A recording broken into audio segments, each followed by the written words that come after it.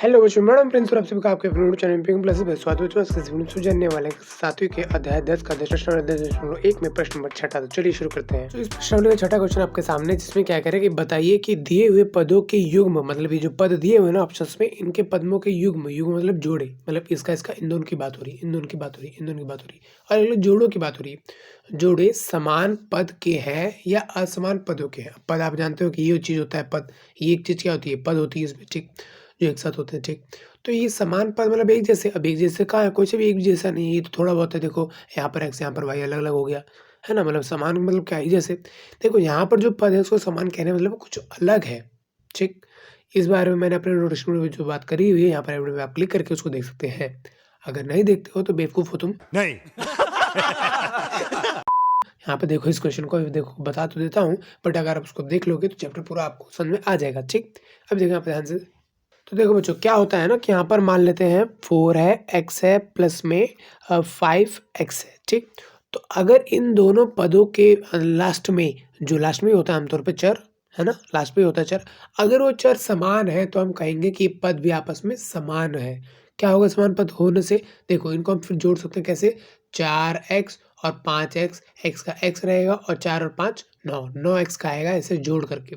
और हम घटा भी कर सकते हैं, कब? जब दोनों पद आपस में जमा घटा कहूँ, जाहिर सी बात है निशान तो होगा ही। साथ में इंपॉर्टेंट ये है कि उनके जो समचर है, यानी कि एबीसीडी है, वो एक जैसे हो, डिट्टो एक जैसे, मतलब कि आगे पीछे चलेगा। मान लो यहाँ पर y है, यहाँ पर y आगे है, आगे पीछे चलेगा क्योंकि गुणा होकर एक सेम बात है, बट y भी होना चाहिए, ठीक। यहाँ पर y है तो y होना चाहिए, z है तो z होना चाहिए, मतलब सेम सेम होगा तभी आपस में हम जमा और घटा कर पाएंगे। इसीलिए ज़रूरी है कि पता तो करें कि समान पद है या नहीं, ठीक। तो इस क्लास में तो, यानी कि सातवीं क्लास में तो आपको सिर्फ इतना ही बताया गया कि समान पद है या नहीं है, बस इतना ही बताओ। ठीक है, समझ गया। आठवीं क्लास में है कि इसको किस तरह से, अगर समान पद है तो कैसे जोड़ते हैं, असमान पद है तो कैसे जोड़ते नहीं है। असमान पद आपस में जोड़ेंगे नहीं, क्योंकि उसमें क्या होगा, समान चीज़ें नहीं होंगी। कौन सी? एक्स वाई, यानी कि जो चर है उनकी बात हो रही है, ठीक। तो वही चीज़ यहाँ पर एक बार छाटते और देखते हैं। देखो यहाँ पे ध्यान से, ये समान पद है कि असमान पद है? अब देखो इसमें एक्स वाई से, अरे इसमें नहीं तो इसमें भी तो नहीं है, कुछ भी नहीं तो कुछ भी नहीं है कि नहीं। इसको जोड़ा जा सकता है, सिंपल नंबर को जोड़ा जा, मैंने आपको बताया भी। समान पद या असमान पद इसलिए छाट रहे हैं, इसलिए हम अलग अलग कर रहे हैं, ये इसलिए पहचान रहे हैं ताकि हम उनको आपस में जोड़ घटा कर सकते हैं। अच्छा, गुणा भाग का क्या होगा? गुणा भाग के लिए जरूरत नहीं पड़ता समान पद और असमान पदों का, कोई ज़रूरत ही नहीं होती। इन सब चीज़ों के बारे में आप 8वीं क्लास में जानोगे।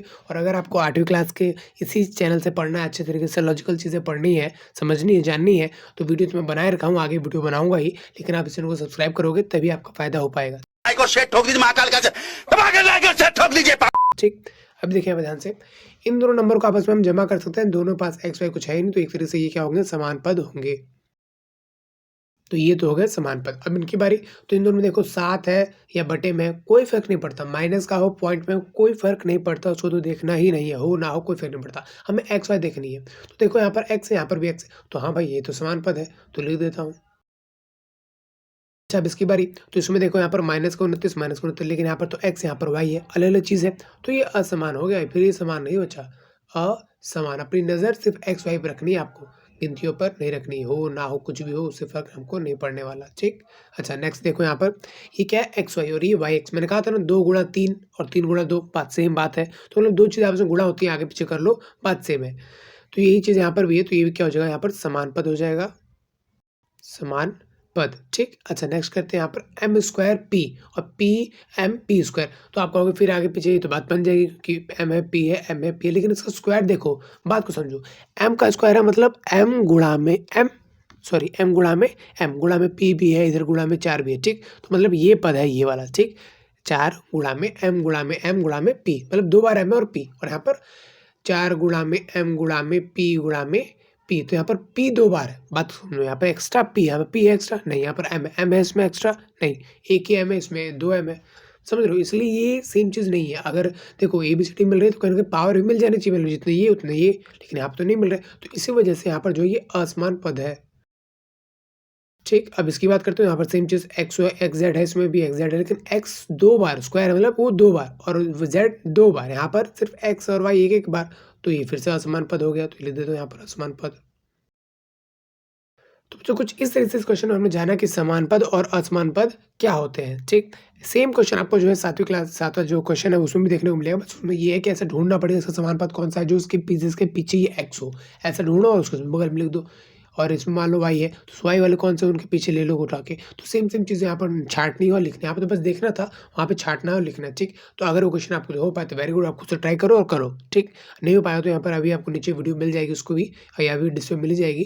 तो इस वीडियो में फिलहाल इतना ही था, मिलता है अगले वीडियो में, तब तक ले जय हिंद।